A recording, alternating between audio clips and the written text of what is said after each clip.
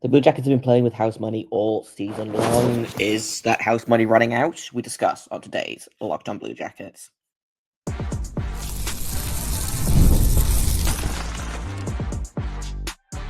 You're Locked On Blue Jackets, your daily podcast on the Columbus Blue Jackets, part of the Locked On Podcast Network, your team every day. Hello and welcome to Locked On Blue Jackets, part of the Locked On Podcast Network, your team every day. I am, as always, your host Jay Foster, here to give you the good, the bad, and the ugly about your favorite team and mine, the Columbus Blue Jackets. Before we get things started, I want to thank everyone for making this your first listen of the day every single day. Locked On Blue Jackets is free and available on all podcast platforms and over on YouTube. Now, we have to talk about Saturday's game against the Rangers. Wasn't very good. Big game tonight against the New Jersey Devils. Is this the first must-win game of the season? Like, arguably, Saturday's game was a must-win, but I think this game might be... If they lose this game, it might be the end of the season, which sounds melodramatic, but... so I want to talk about, is the season over? Are we overreacting?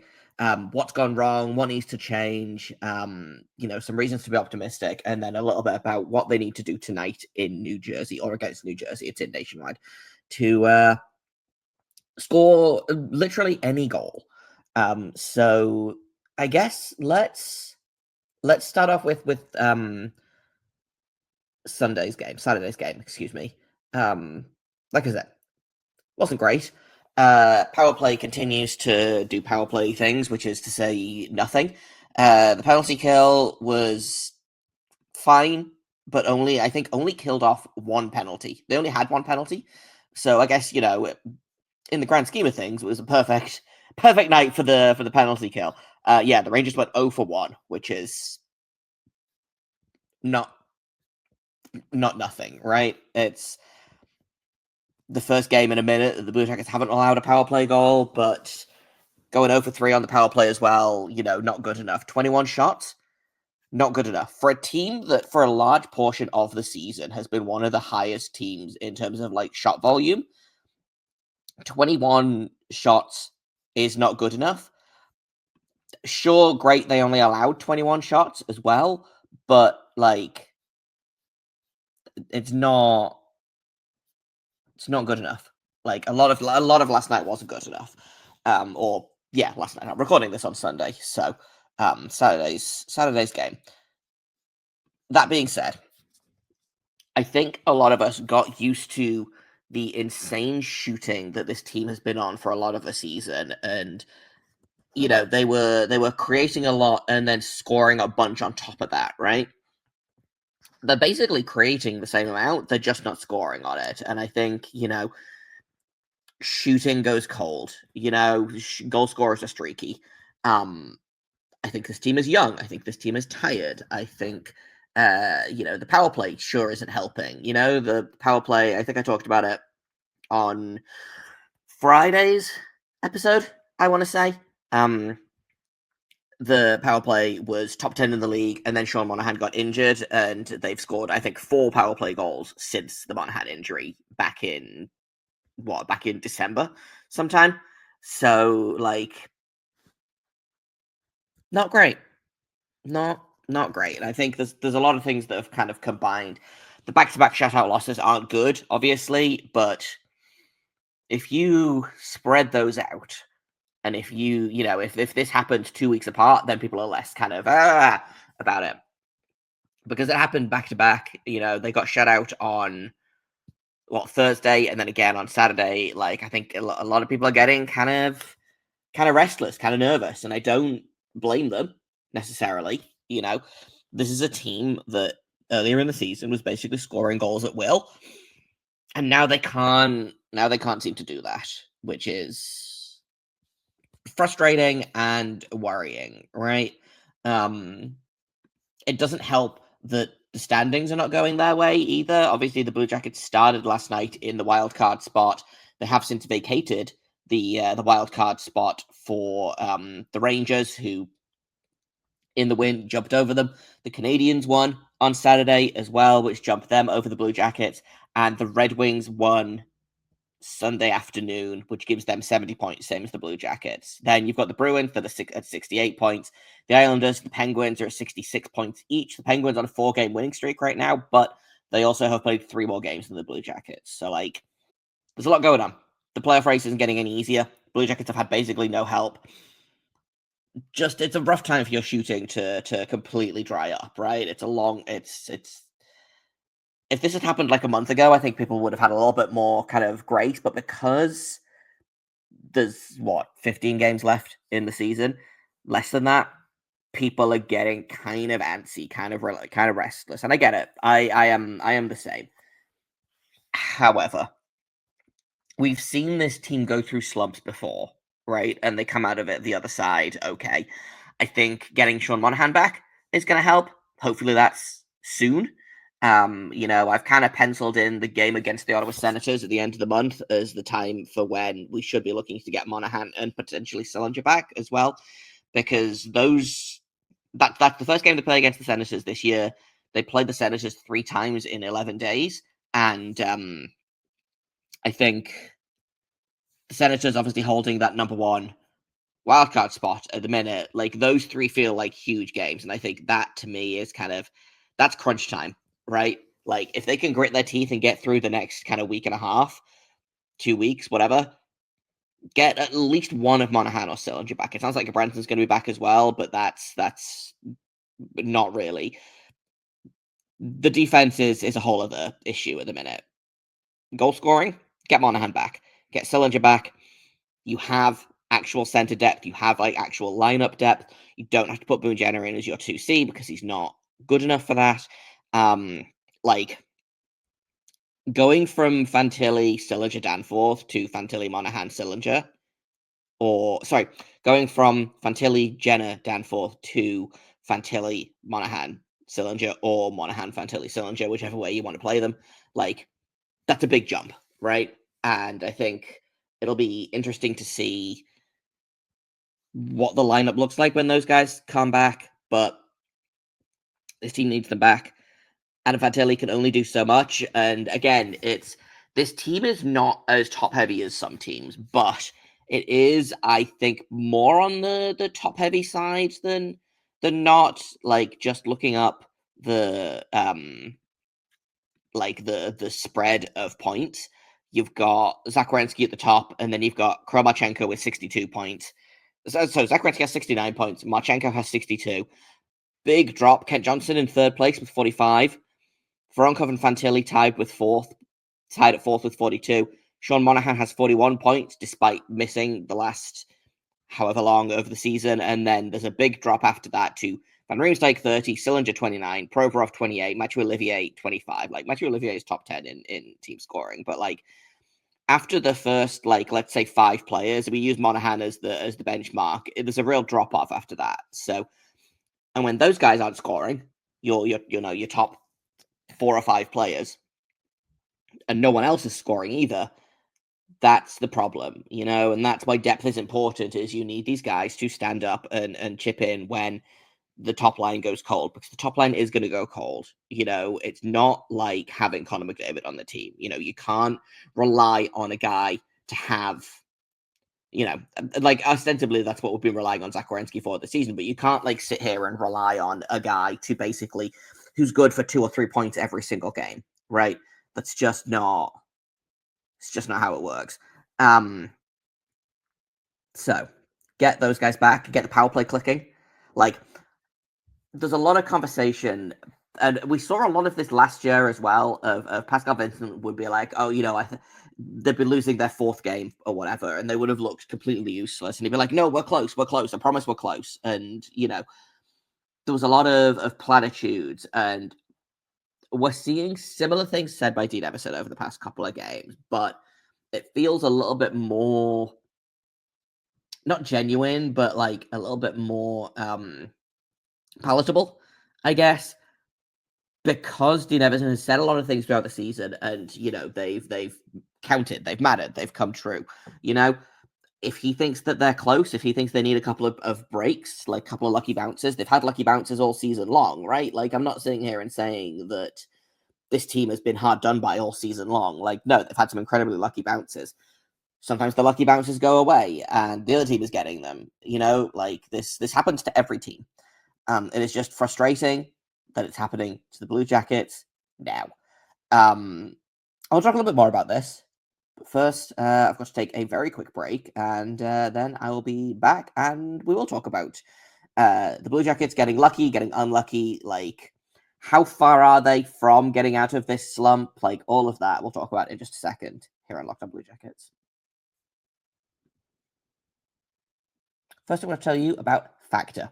Eating meals doesn't have to be complicated. With Factor, you get chef-made, dietitian-approved meals that are ready to heat and eat in just 2 minutes, so you can fuel your body without the hassle of cooking. Factor meals arrive fresh, never frozen, and with 40 options about 8 dietary preferences each week, you can customize your menu to fit your goals, whether that's calorie smart, protein plus, keto, or anything else.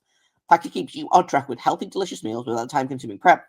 You just throw it in the microwave, and they have a bunch of really great options. They've got stuff like the Korean beef bowl, like creamy Parmesan chicken. Like, the creamy Parmesan chicken is one of my favorites. It tastes like I've made it myself, but instead of it taking, 45 minutes, it takes 2 minutes. It's great. They also have smoothies, breakfast, and snacks. You always have something nutritious ready to go.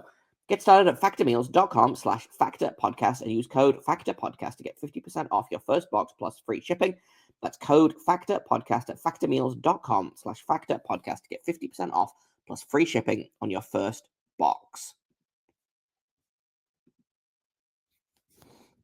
Welcome back to Locked On Blue Jackets. I want to talk a little bit about a stat that I just saw from everybody's favorite Black Jackets reporter, Jeff Svoboda, Jackets Insider, and he kind of put some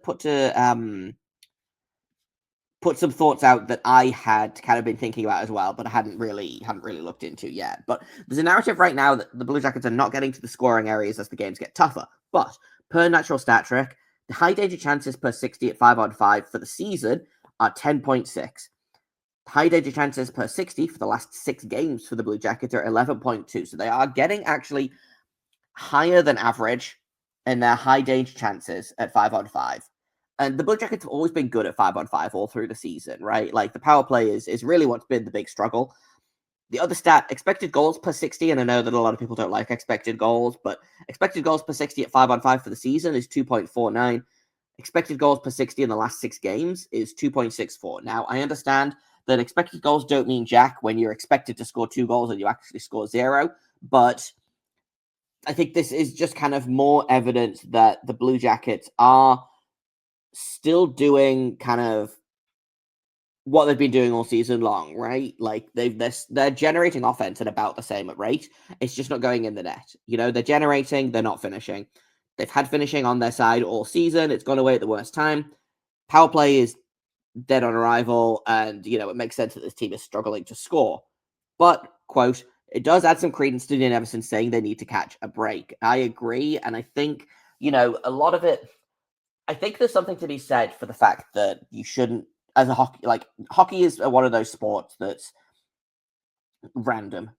It's voodoo, it's wizardry, it's nonsense. Like, sometimes things just happen and there's no real explanation for it, right? And I don't think there's a lot of weight to, oh well, we've been unlucky all season long. But I think you can't rely on luck. You can't rely on lucky bounces. Sometimes you have to be good as well as lucky. And the Blue Jackets, for the most part, have been both good and lucky this season, I think, in varying degrees. Right now, they are being good and unlucky, or they are being not terrible and unlucky, let's say. But I still think that, so you have to make your own luck sometimes, right? You have to grit your teeth, you have to get through it, you have to score. Do you remember it was just before the Four Nations break, I feel like, maybe mid-January, the Blue Jackets were scoring just the stupidest goals you've ever seen, right? Like, they were bouncing in off toes, off of elbows, bouncing in off of the back of the goalie, they only scored really stupid goals for a 3 or 4 game stretch. I was like, man, okay, the stupid goal karma is going to come due, and it has a little bit. The Blue Jackets have allowed some stupid goals. The 1-0 goal against the Rangers on Saturday was particularly stupid. Not David Severson's finest moment, not Daniil Tarasov's best split-second decision, but it happens, and it's not like that was the game. It's not like that the Blue Jackets only lost by 1 goal, right? So, like, clearly other things went wrong in this game, but the Blue Jackets were the ones scoring those kind of goals earlier this season, and now other teams are scoring them on the Blue Jackets. So, like, again, it is just kind of resetting. Just score a stupid goal, score the stupidest, greasiest, ugliest goal, and more will come, right? Again, it's one of those quote unquote intangibles of like you just need to score one and the rest will come. Hockey is a momentum sport, right? And I wonder how much of last night was that early goal by the Rangers kind of flattened the Blue Jackets a little bit. Again, I don't think the Blue Jackets looked terrible for the most part, but they didn't look like the Blue Jackets. So, like the Vegas game, for example, the Blue Jackets looked incredible in that opening period, and they come out of it down 2-0, right? I don't think that they looked as good as they did in that first period against Vegas as they, against the Rangers, but they didn't look terrible. But I wonder how much of that was them. They spent all of the time trying to get the momentum back from that first stupid goal, and then, it snowballs from there. The next thing you know, bad things happen, and it's not.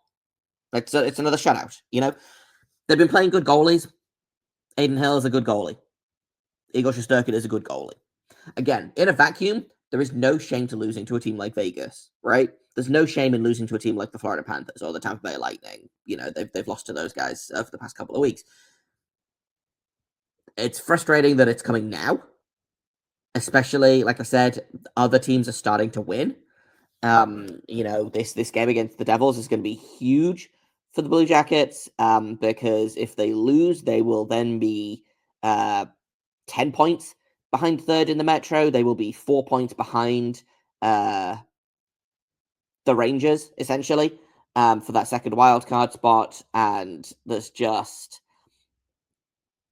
it's getting real down to the wire, right? Again, they've lost 3 in a row. They're not going to lose every game to the rest of the season, right? I'm going to knock on wood because my hockey powers can only be used for evil. They will get out of this. It's just a case of when, how long it takes. Does it happen too late to salvage the season, right? Like, you look at the teams around them. Like, obviously teams are coming and winning at the right time, right? Like, the Rangers have had a real turnaround to their season. They started great and then were diabolical in the middle, have picked it up again. The Canadiens are on a hot streak at the minute. They're 7-1-2 in their last 10 games. The Senators are on a 6-game win streak. Like, the Red Wings are clinging to life. They're 3-7 in their last 10 games. Boston is falling out of it. The Islanders are falling out of it. Penguins are falling out of it, despite the fact that they've won 4 games in a row. It's not out of reach yet, Blue Jackets go on a little winning streak here or, get some luck from the out-of-town scoreboard. Suddenly they're right back in the thick of it. They're 2 points out of a playoff spot, and they have a game in hand over the Rangers. The Rangers have played 67 games. The Blue Jackets have played 66 games. Devils in third place in the Metro, currently 8 points ahead of the Blue Jackets after being 4 points ahead, a while ago. They're still 2 games. They're still ahead 2 games. So the Blue Jackets, again, they've played 66. The Devils have played 68. Like, this is not the end of the world. I get being frustrated. I am also frustrated. One of my wonderful everydayers added me on Twitter yesterday. Was like, a couple of days ago, was like, can you tell me when it's time to panic? And I was like, I'll ask me, this time next week after we played the Rangers and the Devils again. And then after last night's game, also Saturday's game, I believe he came to my mentions again and was like, is it time to worry now? And I'm like, maybe. If they lose this game against the Devils, that feels not like the nail in the coffin, but that feels a little bit like the backbreaker, right? Like, you can't lose games like this to teams like this at this point in the season if you want to make the playoffs. And I still think that this team can make the playoffs. They've been in a playoff spot for so long. They're 2 points out of it at the minute. All they've got to do is win one more game than the Canadiens. All they've got to do is win one more game than the Rangers. Like, that's it. That's all they got. It's so easy and so close. And again, I think that head-to-head season with against the Senators is going to be really telling. But, you look back and they lost 3 or 4 games against the Rangers. They lost 2 or 3 games against the Canadiens. They lost 1 game to the Red Wings. They lost 1 game to the Bruins.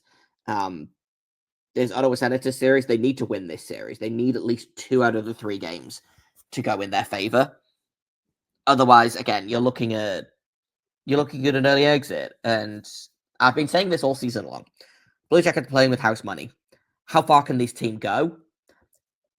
As far as the team goes, there's 82 games. I'm going to be disappointed, sure, but I'm not going to be like, this is the end of the world. The season was a waste, right?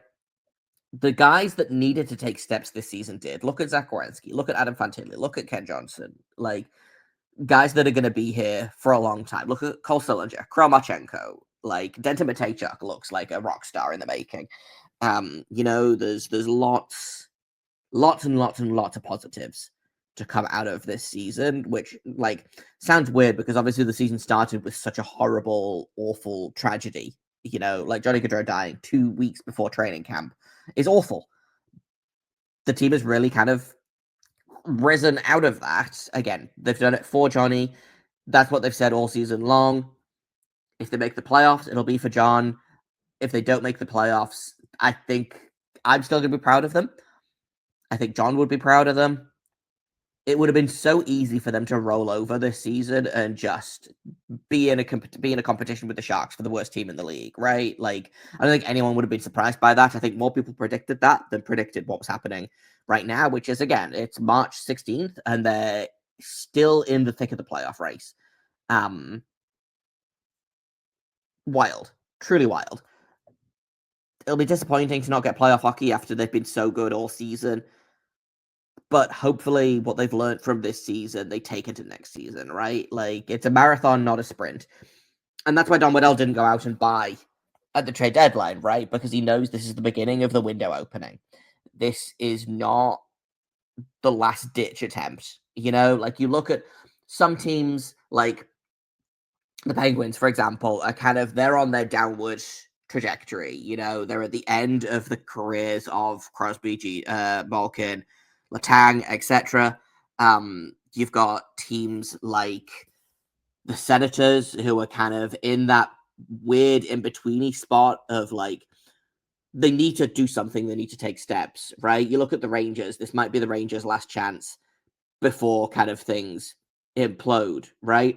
You look at a team like the Capitals who are supposed to implode this season and instead have decided to lead the entire NHL in points so far. The Canadiens, I think people are starting to get a little bit impatient with. They need to do something. The Blue Jackets, they're arguably still coming out of their rebuild, right? Like, the plan this season was to get another high draft pick and continue to build, right? So, no, if the season ends tomorrow against the Devils, it's been a lot of fun. Sucks. Not the end of the world. Come back stronger next year, right? With that said, let's talk a little bit about the Devils and what the Blue Jackets need to do in this game to avoid what happened last game against the Devils. And we'll do that in just a second here on Locked On Blue Jackets. First, I'm going to tell you about wonderful pistachios. You're looking for a snack that's both delicious and nutritious? Crack into a good source of protein with wonderful pistachios. They're one of the highest protein nuts. Each 1 ounce serving has 6 grams of protein, giving you over 10% of your daily value. Plus, they are packed with fiber and better for you unsaturated fats to help you keeping you feeling fuller for longer. I love the no shells variety. This is my favorite thing that Wonderful Pistachios does because I'm a gremlin and I like to eat 14 at a time. So I don't have to sit there and crack open every individual shell. If you're the kind of person that loves to fidget while you snack, they do sell in-shell options, but I really love the no shells variety. It's useful, it's efficient, I love it. Get snacking and get cracking with the snack that packs a protein punch. Visit wonderfulpistachios.com to learn more. I've also got to let you know about Monarch Money. Have you ever checked your bank account and wondered where did all your money go? Because I do that approximately every other day. Between dining out, online shopping, entertainment, it's super easy to lose track. That's where Monarch Money comes in. They're basically your personal CFO. They give you full visibility and control over your finances. Monarch Money is not just a budgeting app. It is a complete financial command center. You can track all your accounts, investments, and spending in one place, so you can stop just managing your money and start building wealth. When I started using Monarch, I realized just how much I was spending online shopping. Now I budget smarter, I save more, and I don't need to juggle multiple apps. Instead of, opening my banking app and then opening a finance app and then opening a spreadsheet and then going back to my banking app, I just use Monarch to check my finances, track my spending, and even plan long-term goals. And you can even manage money with your partner as well. You can track shared and personal accounts, set goals, and stay on the same financial page without the stress. Take control of your finances with Monarch Money. Use code LOCKEDONNHL at monarchmoney.com for 50% off your first year.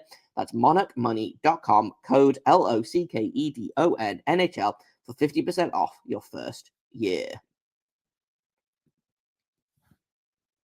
Welcome back to Locked On Blue Jackets. Let's talk a little bit about tonight's game, because this is, I said it before, this is a must-win for the Blue Jackets, right? Like, this is a huge game. This is bigger than the first game that they played, right?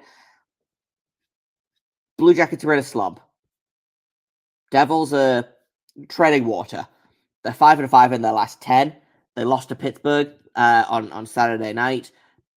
But before that, they had a 3-game win streak, including wins against the Blue Jackets and one against Edmonton as well. So, like, it's not the best situation for the Blue Jackets to be walking into. They've got a top 5 power play and a top 5 penalty kill. They're not allowing a ton of goals. They're not scoring a ton of goals either, but they're scoring enough to win, right? Like, they finally figured out their goaltending. Jacob Markstrom and Jake Allen have both been very good for the Blue Jackets this year. Been very good for the Devils this year. What they've had to do is figure out life without Jack Hughes again, because Jack Hughes, done for the season, shoulder surgery. Luckily, Jesper Bratt is there. He's got 79 points in 68 games, is, again, just a complete rock star. I feel like had just a real fun time playing against the Blue Jackets, on when was it? Last Tuesday, I think. Would love for that to not happen again.